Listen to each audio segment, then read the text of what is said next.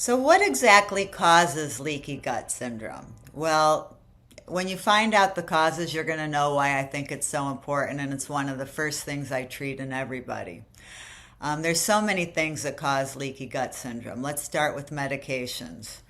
Antibiotics. Antibiotics disrupt the microbiome, and they definitely disrupt the actual layer of the GALT too. Chemotherapy. So when people are getting chemotherapy for cancer treatment, often they have a compromised gut lining. NSAIDs, which are nonsteroidal anti-inflammatory drugs, things like aspirin, Tylenol, Advil, they break down the lining of the gut, as well as steroids. Steroids wipe it out very quickly. Also, birth control pills and all types of medications really compromise the integrity of the gut.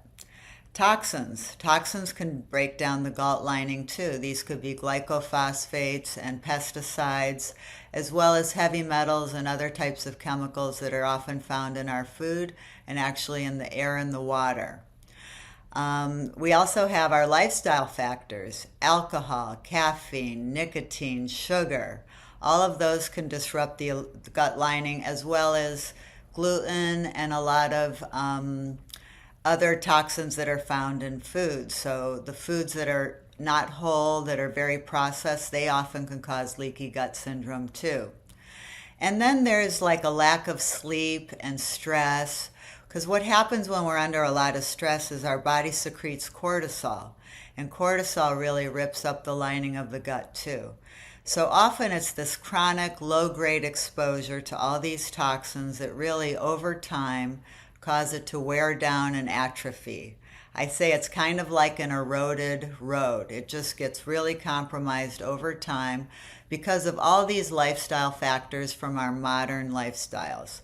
And that's why I think it's so important, if you know somebody's history, to look at that and go, oh, their gut lining must really be compromised. And I always like to start with repairing that lining before we go on to anything else. And I think that everything else works better when you've kind of started with a great foundation. In the next video, we're going to talk about what the symptoms are of leaky gut and what's a result of all these things breaking it down. So stay tuned.